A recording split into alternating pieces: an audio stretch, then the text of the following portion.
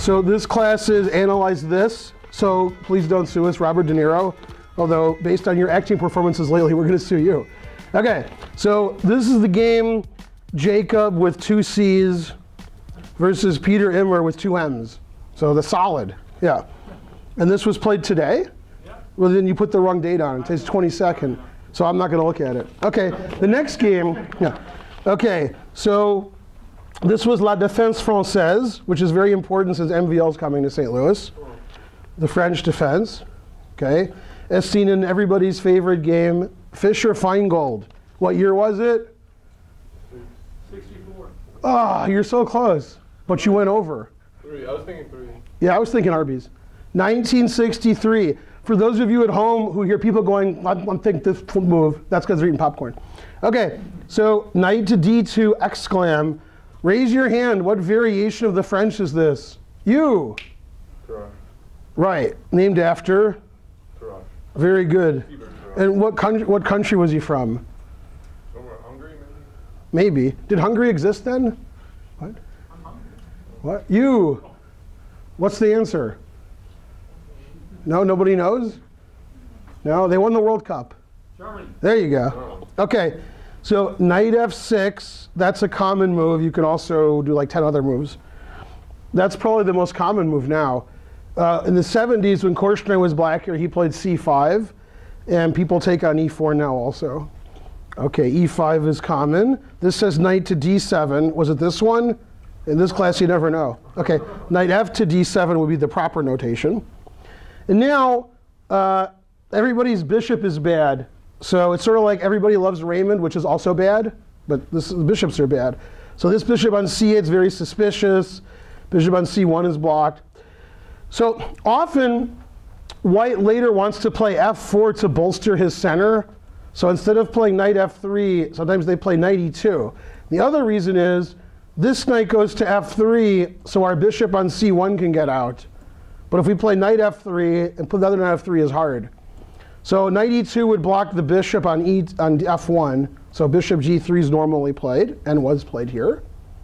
And this is all normal. And then knight e2. So this is like a main theoretical line. Now, black has a couple ways of playing, and then there's the third way that was actually played. So that's, you know. Black can just do nothing, like bishop e7 castle, or black can get aggressive and play f6 and attack the center. So black sort of mixed his metaphors. Okay, it's all the simile to me. Take, bishop e7. Well, normally we don't take right away and do that because the knight could go to c3 later, or g3, which is illegal. Okay.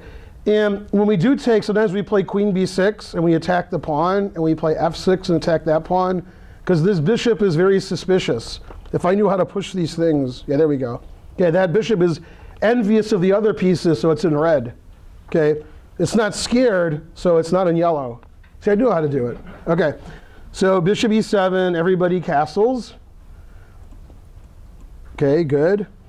And now, most people would play knight f3 here, and then get their bishop on c1 out. But white played a3, which is another idea. Now knight b4 is risky. And white might play b4, bishop b2. OK. And now f6. OK, and when black plays f6, there's a move that white likes to play here, although it looks like he probably can't play it, maybe, which is knight f4, because you want to take on e6, which is good.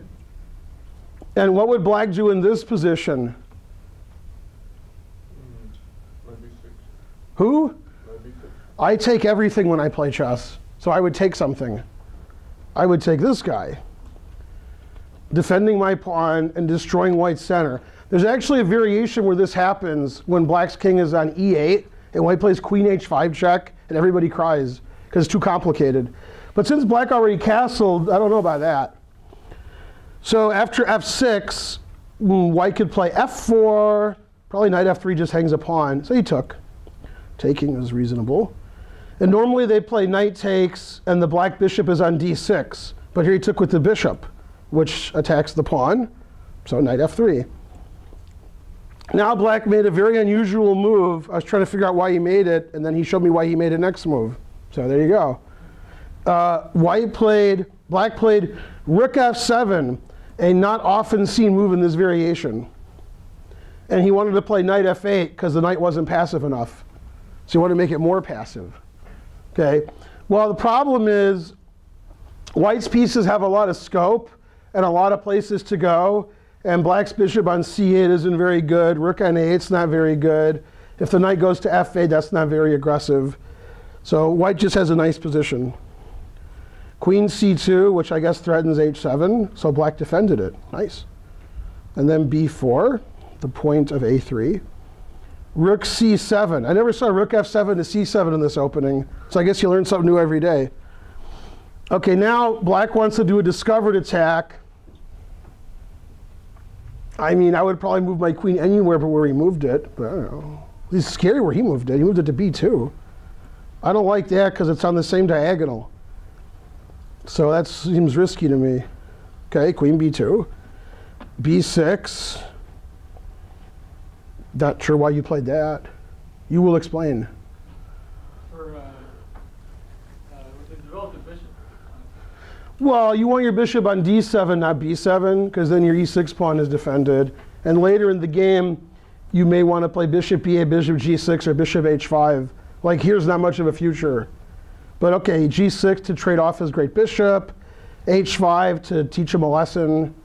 So this is probably better, and it saves the tempo, too. You move your bishop in one move instead of b6 first. OK, so bishop f4. I understand that move, although he didn't play it. OK, then rook f7. Interesting. Bishop g3, solid. And now a6. That's a lot of pawn moves. And then you did what I said you would do. You played rook. Oops. You played rook to bishop to d7. Yeah. Yeah, black doesn't have a lot of active play here. Black's sort of sitting around. OK, I like what white did. Doubled rooks on the c file. Good. b5, giving away the c5 square. Very risky.